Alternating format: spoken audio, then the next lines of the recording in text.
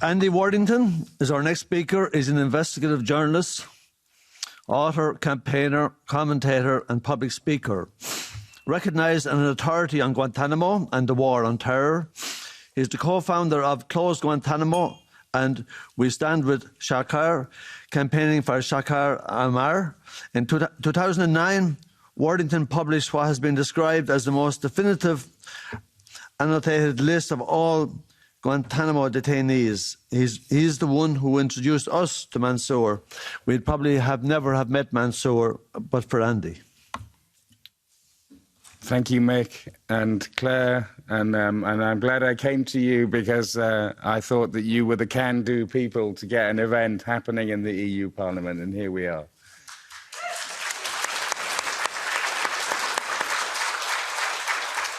It's been amazing and humbling to hear from everyone today. I'd like to go back to the primary reason that I came to Clare and Mick, which was not just for us to call for the closure of Guantanamo, but to come to the EU Parliament to remind EU parliamentarians that a terrible crime scene is still open in Guantanamo and that they can help with it. And so I would like to return to the 16 men who are held at Guantanamo, who have been unanimously approved for release by high-level US government review processes, but are still held. And some men have been released by Biden. Those are the easy ones. They could send them home. The majority of the men who are still held who've been approved for release, the problem is that most of them cannot be sent back to their home countries, and Beth spoke about this. First of all, we have the ban in US law on any prisoner being taken to the US mainland for any reason, including resettlement.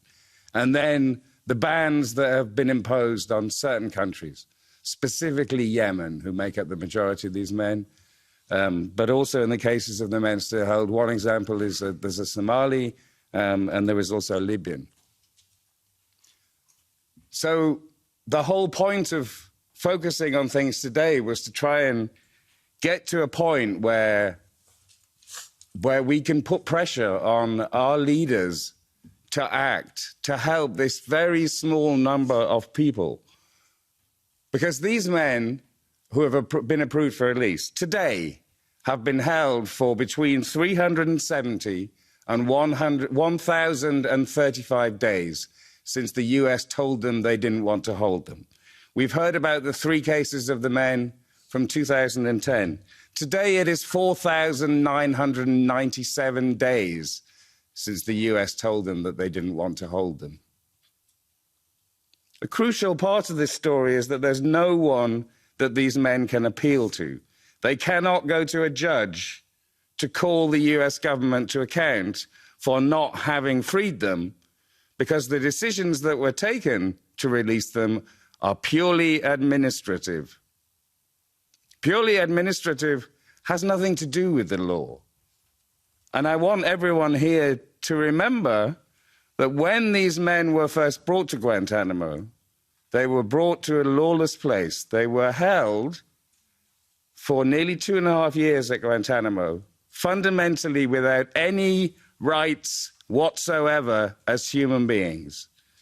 Nearly 22 years on, we have men at Guantanamo approved for release by administrative processes that are not legally enforceable. And I have to ask you whether anything has fundamentally changed. I don't think it has. I think the men held at Guantanamo are as fundamentally deprived of any rights as human beings now as they were then. And we can help. The countries of the EU can help. This is the scale of the legal abyss of Guantanamo. The problem, of course, as we all know, is that what happened at Guantanamo was that some of the most successful black propaganda of our lifetimes occurred. Donald Rumsfeld called these people the worst of the worst. It's a problem for countries in Europe because of the taint of terrorism that people can't do the right thing. So maybe we can help to explain the story, which is that no one has any idea whether these people are certainly not terrorists. But from the beginning, it's important to remember the United States government did not know anything about the majority of these men.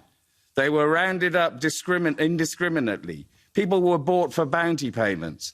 People were brought from Pakistan, where incredibly unintelligent house raids had taken place, rounding people up to take them to Guantanamo. The first commander of Guantanamo, shortly after the prison had opened, when asked, "Who have we got here?" said, "We don't know. We've got a small number we've identified as Al-Qaeda, a small number we've identified as Taliban. The vast number of people in the middle of those two categories, we have no idea who they are." The second commander of Guantanamo said to people out in Afghanistan, "Stop sending us Mickey Mouse detainees." Those were his words. They didn't know who they had. They never did know who they had. So what did they do? Well, under the next commander, Jeffrey Miller, they started torturing and abusing people to get them to tell lies about their fellow prisoners. The extent of that became apparent when the Guantanamo files were leaked to WikiLeaks by Chelsea Manning, and those files were released in 2011. And people who cared and wanted to look at these files were able to understand that prisoners had lied about each other. Who can blame people for lying under the conditions to which they were subjected? But serial liars are exposed in those files who were relied upon by the US government for their so-called evidence. And it was rubbish. Now, all through this, what rights did these people have at Guantanamo? They had nothing. Lawyers fought for habeas corpus rights. They got those in 2004, June 2004, 2.5 years after the prison opened. Lawyers were allowed into the prison. That's the good thing that came out of that, because Congress was then persuaded to immediately undo the habeas right.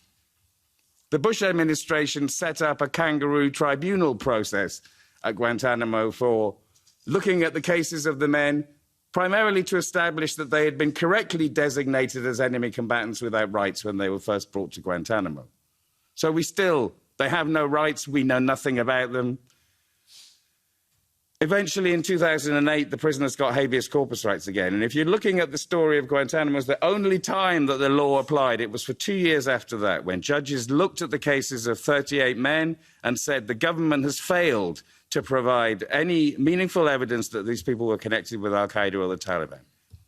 6 of those decisions were then overturned by politically motivated conservative appeals court judges who ended up undoing the whole habeas process. By 2010, it was dead. This is the point at which Obama has his first administrative review of the prisoners. So no law is involved in this. The prisoners are not heard from. No lawyers are involved. An administrative process decides what to do with the prisoners. 156 men, they said that they should be released, and all but 3 of them, those men who've been held for 4,997 days, were released. 36 others, they said, should be prosecuted. 48 others were too dangerous to release. Insufficient evidence existed to put them on trial, but they must continue to be held. Obama knew that was a problem, so he set up another review process, the periodic review boards. They didn't begin for 3 years, and they're not interested in innocence or guilt. What they're interested in is a parole-type process that is supposed to happen when you've been convicted of something. In this case, the parole process involves you having to be contrite about what you're accused of, whether you did it or not, and demonstrating that you won't be a threat if you're released. It led to 38 men being approved for release. All but 2 of those were freed before Obama left office. 4 years of Trump, let's forget it. Biden comes in and he recognizes, through the efforts of lawyers, of NGOs, even of 99 members of Congress, that it is absolutely unforgivable at 20+ years that the United States is holding men indefinitely without charge or trial at Guantanamo. Most of those men have now been approved for release through the periodic review process. There are only 3 men left who haven't been charged at Guantanamo in this limbo that has been called for many years, and properly by the media, as being forever prisoners. But until these men approved for release are freed, they are also forever prisoners. They remain forever prisoners. The United States has dug the most disgusting immoral hole of its own making at Guantanamo, approving men for release who have never been charged with a crime and not being able to release them. And we are in a place of this powerful political bloc of countries in Europe who can do something about it. And as I say, it's 16 men in total, and I estimate that it's 13 of those men that need resettling. Can we please find a way to do that and to do our small part in Europe to bring to an end this absolutely monstrous and ongoing injustice? Thank you very much.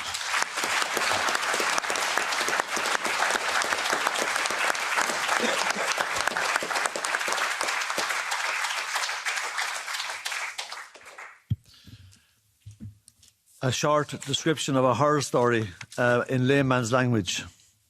Thank you very much, Andy, and for your resilience.